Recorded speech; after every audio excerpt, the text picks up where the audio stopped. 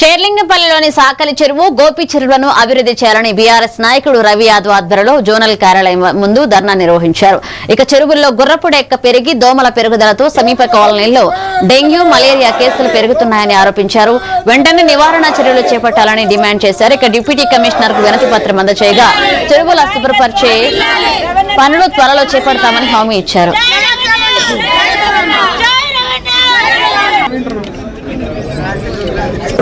తీసిన తర్వాత oil balls అవి రిలీజ్ చేయడం అవన్నీ చేయిస్తాం. మా డీలర్ ఇమీడియట్ గా చేపిస్తారు, షిఫ్ట్ చేపిస్తారు.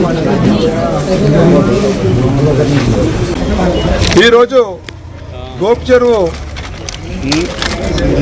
సందర్శించడం జరిగింది. మా బీఆర్ఎస్ కుటుంబ సభ్యులు అందరం కలిసి కూడా ఈరోజు గోపినగర్ చెరువు నుంచి మన జిహెచ్ఎంసీ కార్యాలయం వరకు మేము ధర్నంగా పాదయాత్రగా రావడం జరిగింది.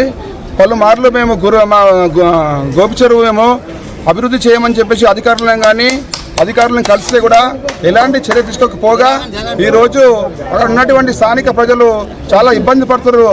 అదే కారణంతో ఈరోజు మళ్ళీ మేము ఇది ఒక ధర్నాగా దిగడం జరిగింది. ఈ ధర్నా చేయడం జరుగుతూ ఉన్నది.